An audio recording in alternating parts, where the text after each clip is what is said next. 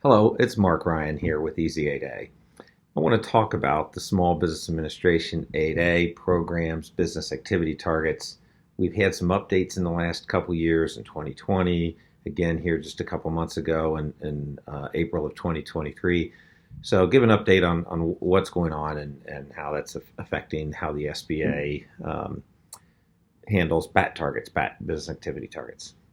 All right, first, quick background on what they are. When you're in the 8A program, you are required to get less dependent on the program as you go on. So your first 4 years are developmental years. You can have as much 8A work as possible during that time. Starting in your 5th year through your 9th year, those are your transitional years. In each year, you have to have a little bit less non-8A work. So in the 5th year, you can have 15% non-8A. 6th year, it's 25%, then 30, 40, and then your last year, 50%. So when you're graduating from 8A, you should be no more than 50% dependent upon 8A sole source or 8A revenue at that time. So it's all designed to help you transition out of 8A and not, graduate and then immediately go out of business because you've lost all your revenue. So for a long time, the SBA has been evaluating this every year, and the standard has been that you've been making maximum efforts and substantial sustained efforts to meet these targets. And as long as you were meeting that, if you weren't meeting the targets and you can show that you were making maximum efforts, they still wouldn't put you on probation or make you do a remediation plan, which I've seen clients have to go through. But in 2020, they changed that standard a little bit, and they made it a good faith effort. So for the last couple of years, we've all been going, kind of what is this good faith effort? So here in April of 23 now, April 27th, they've come out, given us a regulatory update, and helped us understand what that good faith effort really means. So they've given us two ways to understand good faith effort. The first is that the entity is demonstrating that they've submitted offers to one and more non-8A procurements during the prior program year or prior to it that would have generated revenue in that program year that would have made you compliant.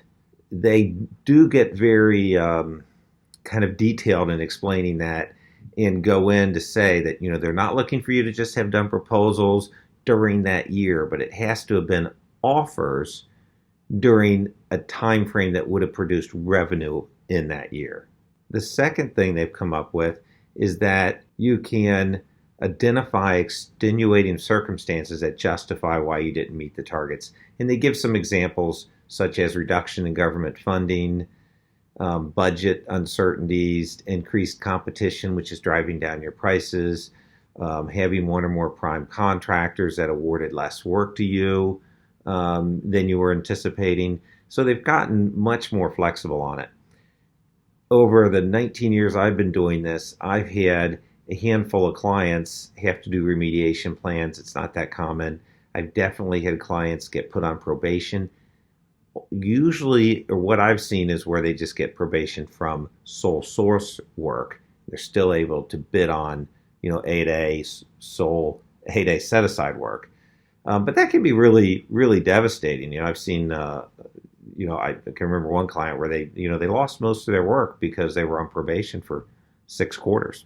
So now that this good faith effort standard's in place, it's only been a couple months now, but I haven't seen it affect anyone in that way.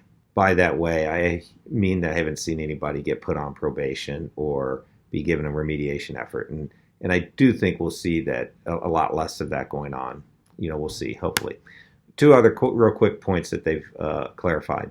The first is that they are now doing the BAT targets on your program year. So they have said it's too much work to demand financials to reconcile to that. So it is an estimate of your program year based off of your internally prepared financials. So it is a backward-looking target, which is really difficult for some of my clients to kind of understand. And You get to the end of the year, then you have to go back and look at your most recently completed program year to make that assessment. And then, of course, attempt to hit the next target in the subsequent year.